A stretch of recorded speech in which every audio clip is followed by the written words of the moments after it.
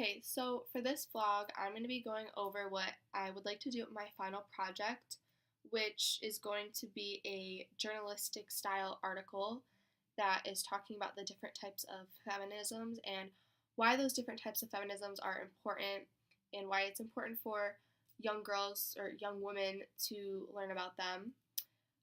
Young women are my like target audience for my article. So this is just me working through my process of what I'm going to be doing in my final project. So first of all, I'd like to define some key terms. Um, so we talked about in class like kind of an easy way to decipher between sex and gender, and we decided that sex is what is between your legs and gender is what is between your ears.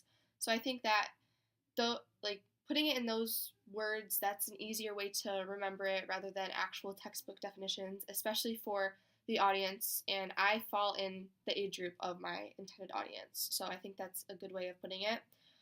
Transgender is a person whose gender identity differs from the sex that they were assigned at birth. Transfeminism is a movement by and for trans women who view their liberation to be intrinsically linked to the liberation of women and beyond. And this includes all self-identified women regardless of the sex that they were identified with at birth. So moving on, I kind of did a little bit of close reading, still kind of trying to figure out how I'm going to implement the books with the types of feminisms. So I talked about the characterization of Jan Morris. So on page 149 of Conundrum, Morris writes, "The more I was treated as a woman, the more woman I became." So I just thought that, this is a memoir, so Morris is characterizing herself because, she's who she's writing about in the book, so she is a character. And this is just talking about the development of Morris as she transitions from man to woman. And there's kind of a conflict throughout the novel, and it's just, she knows she's a woman, and she's known that since birth, we were told that at the beginning. So her struggle really is getting other people to see her as a woman. So moving on, people accepting her for who she truly is, as a woman, that makes Morris more comfortable during her transition.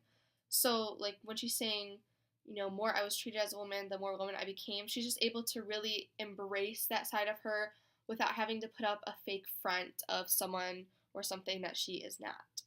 So that's important in her characterization of herself. Just to kind of tie this in with feminism, people accepting Morris as a woman, that's her form of liberation. So that's where it ties into transfeminism because of this liberation. So just kind of going for my audience for my article in my final project, young women, this includes young trans women, and not all feminisms are inclusive, but it's important for young trans women to see and know that there is this outlet for them, there is this feminism that is specifically for them. Sorry. So basically my goals for my final project are to educate young women on the different types of feminism, well, some of them at least, and put those in conversation with some of the books that we've read in class and other outside resources. And I just really want them to take away that different types of feminism aren't bad. I know personally, coming in, before I took this class, I really thought that the different types of feminism were dividing women. I thought the whole point of feminism was to unite us, just categorizing women and categorizing the feminisms was only breaking us apart again. But now I see why it's important for everyone to have an outlet of feminism that they can relate to, that they see themselves in, that they can, find support and comfort in. I just think that's important. And so yeah, I just really want people to take that away from my article, if nothing else. So yeah, so like I said, specifically for trans feminism, my plan is to talk about Conundrum and probably use a little bit of a better passage, but yeah, that's my plan as of right now.